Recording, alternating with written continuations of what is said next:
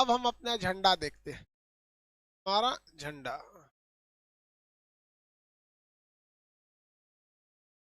हमारा क्या चीज, झंडा, फ्लैग, नेशनल फ्लैग। देखिए हमारा देश बना, आजाद हो गया 1947 में। 15 अगस्त 1947 को हमारा देश आजाद हो गया। देश आजाद हुआ तो इसका एक झंडा रहना बहुत ज्यादा जरूरी है।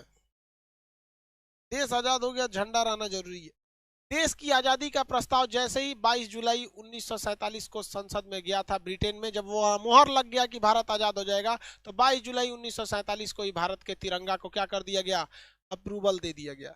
भारतीय तिरंगा को हमारी संविधान सभा ने कैसे, सबसे पहले ही दे दिया गया। यहाँ पे कब मिल गया भैया, 22 जुलाई 1947 को। किससे क्या चीज मिल गया, हमारा, हमारे तिरंगा को क्या मिल गया भैया, अनुमति मिल गई थी।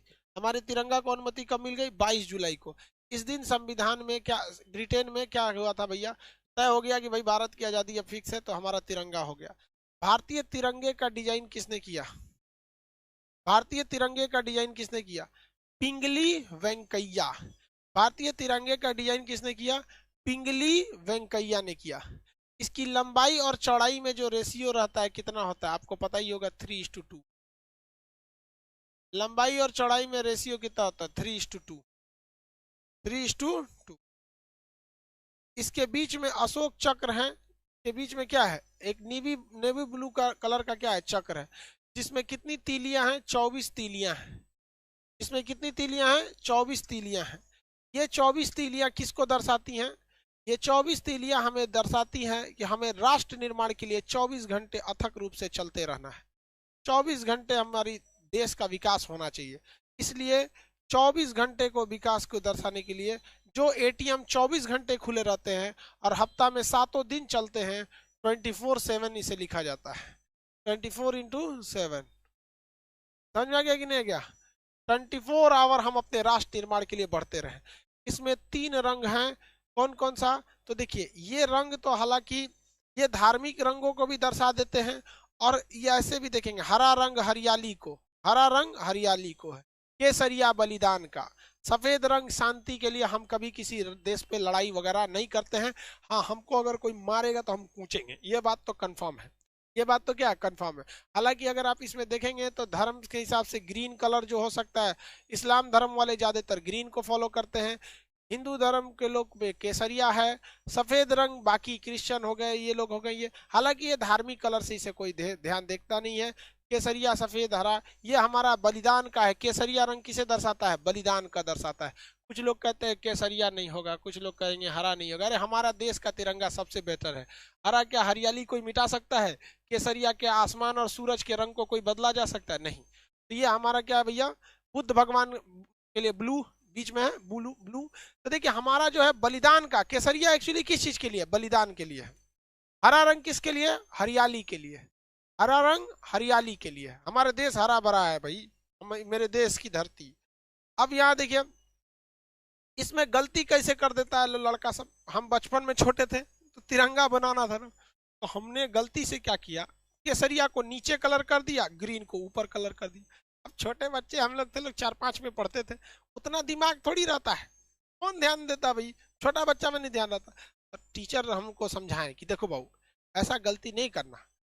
हम कहें कि सर हमारे दिमाग से उतर जाता है कि केसरिया ऊपर रहेगा ग्रीन, तो हमको बड़ा प्यार से समझाए, देखो बाबू हरियाली जो होती है वो कभी ऊपर हरियाली थोड़ी होती है आसमान में, हरियाली जब भी आएगी तो नीचे रहती है, जमीन पे हरियाली रहती है।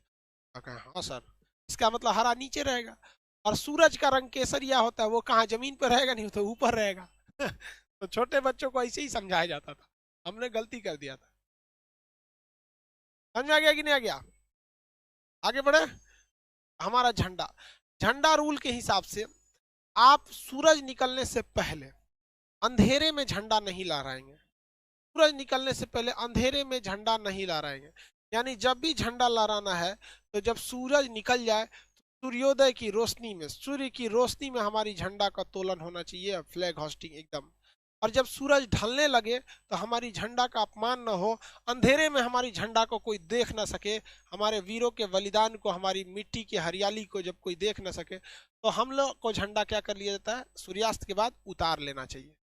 झंडा में नियम है कि जब भी कोई व्यक्ति झंडा में लेके आगे चलेगा आंदोलन वगैरह में, तो दाहिनी हाथ उसका ऊपर रहना चाहिए और बायां हाथ उसका नीचे रहना चाहिए। इस तरह से वो फ्लैग मार्च को लेकर चलेगा। यहाँ पे झंडा को इस तरह से, ये नहीं कि दहिना दहिना हाथ कहाँ रहना चाहिए, ऊपर रहना चाहिए, राइट हैंड इस तरह से लेके वो मार्च करके चलेगा। समझ में आ गया कि नहीं आ गया? अब जैसे मान के चलिए कि अगर सैनिक हैं, अगर हमारे देश के सैनिक हैं, तो सैनिक को परेड वगैरह लंबी दूर तक नहीं रहना। अब मान के चलिए किसी को आंदोलन करके लेके जाना है झंडा, तो उसे क्या करना है, अपनी गाड़ी पर झंडा सबसे ऊंचा रहना चाहिए। अगर आप किसी धार्मिक झंडे को इस झंडे के साथ लगाना चाहते हैं, या भारत में रहकर किसी अन्य देश का झंडा लगाना चाहते हैं, तो कोई भी झंडा भारत के झंडा से ऊपर नहीं हो सकता। जैसे मान के चलिए किसी को अपना केसरिया झंडा लगाना है, किसी को हरा, किसी को लाल, किसी को गुलाबी, किसी को कुछ भी, तो वो इस झंडे से नीचे रहना चाहिए। हमेशा हमारे नेशनल फ्लैग का रेस्पेक्ट बना रहना चाहिए। हमारे झंडे से ऊपर किसी का झंडा नहीं रहना चाहिए, किसी को कोई दिक्कत नहीं। देश के अंदर अब पता चला अमेरिका में गए हैं, कहेंगे कि हमारे झंडा ऊपर रहेगा, तो भाई अमेरिका के लोग का देश वो अमेरिका है और वो अपना झंडा ऊपर रखेंगे, तो ये तो बेवकूफी हो जाएगी ना भाई। आपका नियम अपने देश में लगता है। अब एक चीज और ध्यान दीजिएगा, मान के चलिए रूस के राष्ट्रपति व्लादिमीर पुतिन भारत में आए, तो व्लादिमीर पुतिन जब भारत आते हैं तो बताइए उनके सामने उनका झंडा नीचे रखेंगे, हमारा झंडा ऊपर हो जाएगा, तो भाई उनको भी तो खराब लगेगा। हर व्यक्ति को तो अपना देश प्यारा होता है। तो जब कई सारे झंडे एक साथ लगे हों, तो भारत का झंडा उस झंडे के दाहिने साइड रहना चाहिए। किस कहाँ रहना चाहिए? दाहिने साइड। मान के चलिए रूस अभी हमारा मित्र है, तो हमारा अपने मित्र को तो हम भी निराश नहीं ना करेंगे। नेशनल भाई सबके लिए इक्वलिटी का बात है। तो जब कभी भी आप अपने देश में किसी दूसरे के झंडे को बराबरी रखते हैं, जैसे कोई भी देश, अब पाकिस्तान वालों की बात नहीं कर, भारत वाले, रूस वगैरह की बात, तो हमें क्या करना है, उसको राइट साइड में रखना है। अपने झंडे को कहाँ रखना है? राइट साइड में।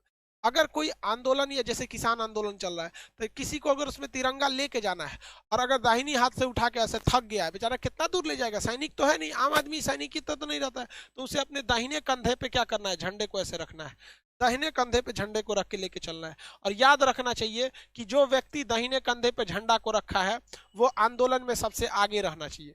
आंदोलन में क्या रहना चाहिए? सबसे आगे रहना चाहिए। और झंडा कभी भी जमीन से टच नहीं होना चाहिए, इससे हमारे झंडे की क्या हो जाएगी? बेइज्जती होगी। तो झंडा ऐसे तो उसे दाहिना हाथ रख के झंडा को हमेशा ऊपर लेके रखना है, लेकिन जब कभी भी थक जाएगा तो उसे कहाँ रखना है? अपने दाहिने कंधे पे लेके। और आंदोलन मार्च में वो सबसे आगे रहना चाहिए। ये नहीं तो इस तरह से बहुत ज्यादा झंडे का अपमान एकदम सरासर गलत है। अरे भाई जो देश प्रेम नहीं कर सका उसको खुद को सुसाइड करके मर जाना चाहिए। क्योंकि यार एक जानवर को भी अपने खूंटा से बहुत प्रेम होता है, जहां उसे बांधा जाता है ना उसे वो बहुत प्रेम करता है, वहां उसे गंदा नहीं करता है। और कैसे लोग हमारे देश को लोग उल्टा सीधा बोल देते हैं। हम अपने झंडे का देखिए, एक जाने अनजाने में कभी हो गया, जैसे कभी हम 26 जनवरी को आप देखेंगे सड़क पे कभी कोई तिरंगा गिर गया है, तो कोई जानबूझ के नहीं फेंका होगा, जाने अनजाने में उसे गिर गया होगा, तो आप कम से कम उसे उठा लीजिए। जो अपने देश का सम्मान नहीं कर सकता है उसे नरक में भी जगह नहीं देना चाहिए, उसके लिए नरक से एक अलग नरक बनाना चाहिए, तो उसको मरक बनाए, उसको राष्ट्र चीज हमेशा आगे रहना चाहिए। लेकिन कभी कभी हमारे देश पे बहुत बुरा संकट आ जाता है, तो जब कभी भी देश पर बुरा संकट आता है तो झंडा को उल्टा लहरा दिया जाता है। पहले इतना तो समझ में आ गया भाई हमारे देश का झंडा सबसे अच्छा रहना चाहिए, तिरंगा बातें अलग है भाई। हमारे देश के झंडा की सबसे बेहतरीन, पहली बार भारतीय झंडे को विदेश में किसने लहराया था? किसी ने कोई बता सकते हैं? जर्मनी के शहर स्टुगार्ट्स में लहराया गया था 1907 में। किसने लहराया था बताइए, किसने लहराया था? अंतर्राष्ट्रीय सम्मेलन में हमारा तिरंगा सबसे पहले किसने लहराया था? मैडम भीखाजी कामा। एक सैल्यूट उस वीर महिला के लिए, भारतीय स्वतंत्रता की जननी कहा जाता है मैडम भीखाजी कामा को। तिरंगा झंडा लहरा दिया था 1907 में, जब हम गुलाम थे तब लोगों ने देखा कि भाई ये किसका झंडा है, तब पता चला कि भैया ये देश भारत का ये क्या है? झंडा है। समझ में आ गया कि नहीं आ गया? किसी को दिक्कत है तो बोले, किसी को कोई दिक्कत? आगे बढ़े,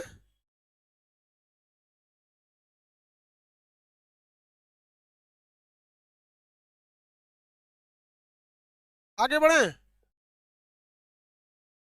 अब देखिए झंडा के साथ दो कंडीशन। ये जो झंडा ऐसे सीधा है, अगर हम इसे ऐसे कर देंगे झंडा को, तो टेबल कुर्सी पे जब झंडा रहता है तो दो झंडे ऐसे रह जाए तो कोई दिक्कत नहीं है। दो दो झंडे अगर तिरछा हो जाए तो कोई प्रॉब्लम नहीं है। जैसे ये देखिए, अभी कोई दिक्कत नहीं, अभी कोई दिक्कत नहीं है, अभी कोई दिक्कत नहीं। लेकिन अगर हमारे राष्ट्रीय स्मारक जैसे सुप्रीम कोर्ट, राष्ट्रपति भवन, इस सब पे अगर जो झंडा सीधा लगता है, वहां का झंडा तिरछा नहीं होना चाहिए।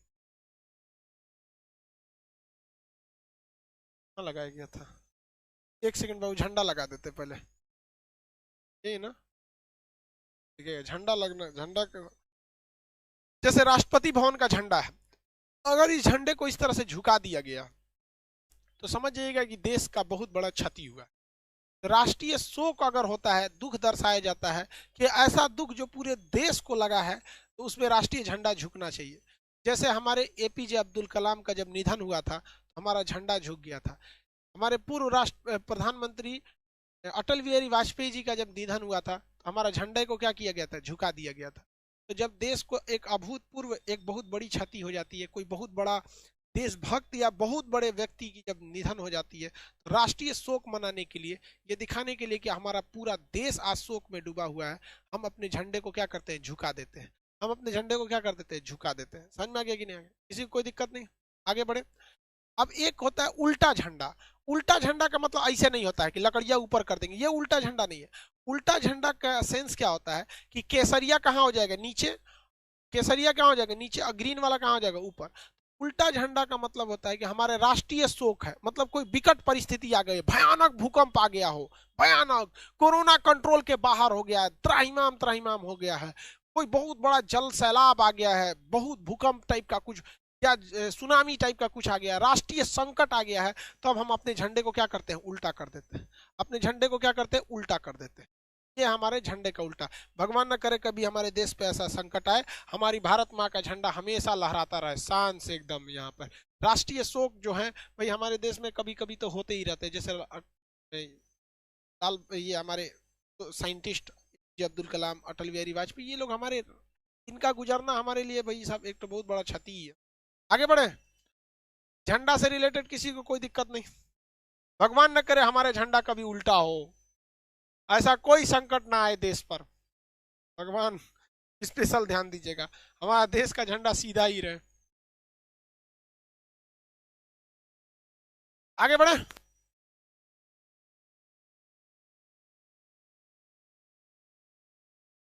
किसी को कोई दिक्कत नहीं। अब एक होता है पताका। देखिए पताका, हमारा झंडा है, हमारे पास पताका नहीं है। पताका इस टाइप का होता है, धार्मिक झंडा होता है, देखते हैं तीन कोना झंडा इस टाइप का, ये सब क्या है, सब पताका है सब। तो हमारा झंडा, हमारे पास क्या है, झंडा है, पताका नहीं है। ये सब तो धार्मिक चीजों में होता है। बाजार पे देखिएगा या फिर बजरंग बली का देखिएगा झंडा, या इस तरह से भगवा, वो सब टाइप का हमारा तिरंगा नहीं होता। हमारा तिरंगा 3:4 के रेशियो में होना चाहिए। किसी को कोई दिक्कत नहीं, हो गया।